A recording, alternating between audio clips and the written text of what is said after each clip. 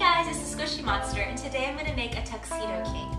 And I'm going to scale mine down for my purpose, but the whole recipe will be available on thesquishymonster.com. And I'm actually going to deliver mine to my friend who is going through a breakup. And I hope you guys can relate that breakups are never easy, but there aren't many things that chocolate can't fix. I want to begin by mixing up my batter, and in my bowl I have my room temperature egg that I've just kind of beaten together. And then to that I want to add in my sour cream. Love that thick tang, and then I'm going to blend that together, streaming in my melted butter. After that's mixed together and it's really thick pale yellow, it's really pretty already, I want to start tipping in my chocolate sauce, which is just some hot water, some sugar, and some cocoa. And I got a really good question the other day about what kind of cocoa I should be using when you bake, and it's unsweetened cocoa powder. And on my blog, thesquishymonster.com, I'll show you the difference in colors between quality cocoa and a less expensive cocoa. And that's mixed in also with a little burst of espresso, and that's really going to enhance that deep dark chocolate flavor. To that I want to tip in my vanilla, and pure vanilla extract you can make your own with just some vanilla beans and some quality liquor. I like to use vodka or bourbon, and I'm going to blitz that together. And the final step is going to be melding the dry with the wet. And I've already measured and weighed out everything and sifted it. It's very important to sift out any kind of foreign particles that may be lodged in the dry mixture. So I've already sifted that out, and in 3 portions or so I'm going to begin mixing in my dry to my wet. All we have to do now is pour in our batter into our pre-greased tins. And I want to address another very good question I got the other day. Can you store batters in the refrigerator? You can if you desire a flat cake. So what happens is that when the dry and the wet get together, there's a chemical reaction that occurs. So for example, the baking powder begins to be activated. So if you must, you can separate the two and have the wet ingredients in one bowl and dry ingredients in another bowl, and store it in the refrigerator until you need it, and then let it all reach room temperature and then put it together and bake it off if you're in a rush or something like that.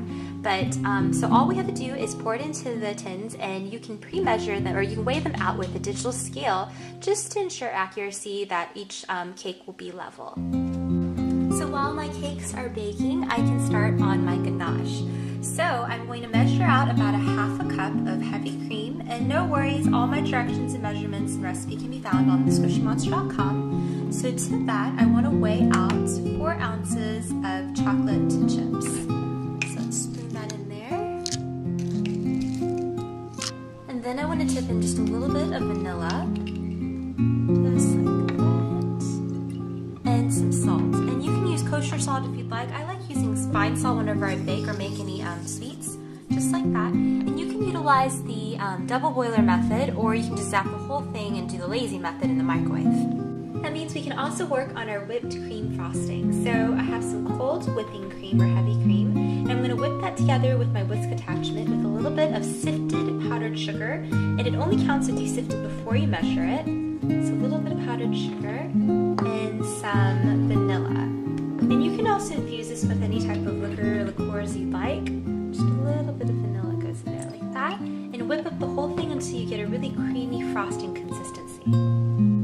I'm just dipping my strawberries now. And even though we zapped the ganache in the microwave, for this you want a consistent heat, because the strawberries are going to provide a garnish which will be a focal aesthetic point. So you don't want it to be clumpy or anything like that.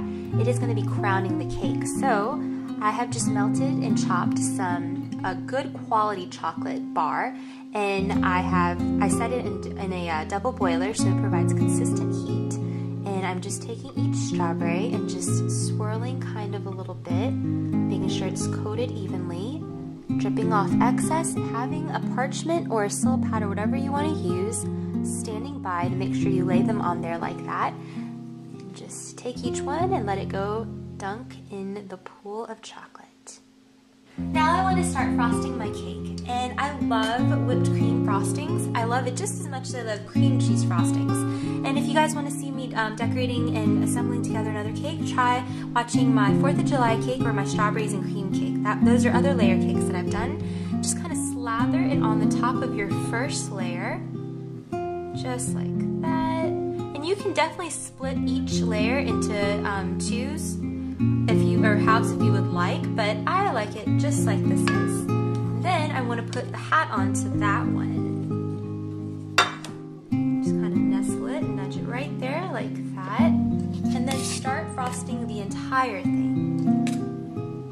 The fun part of dripping the chocolate and just drowning this cake in some chocolate ganache has come. So I have let my ganache set a little bit, so after you zap it, and make sure you don't make it too hot, you want to mix everything together, and the residual heat will help melt the chips. And you want to set it aside or pop it into the refrigerator until it's a really thick consistency. And you want to slowly just pour it on top. And you want to use just a little bit at first, and then you can just always add more. Then take a spoon and then just kind of let it drip down the sides. Here's my cake, and I'm ready to shoot it on over to my friends, and hopefully this boosts her mood. It's supposed to encourage feelings of euphoria, they say chocolate does, so this has got some double action chocolate going on, and hopefully it tag teams her into a little bit of happiness, a slice of happiness, if you will. I hope you guys enjoyed this tutorial, and thank you so much for hanging out with me. This is the Squishy Monster, and I'll see you guys soon. Bye!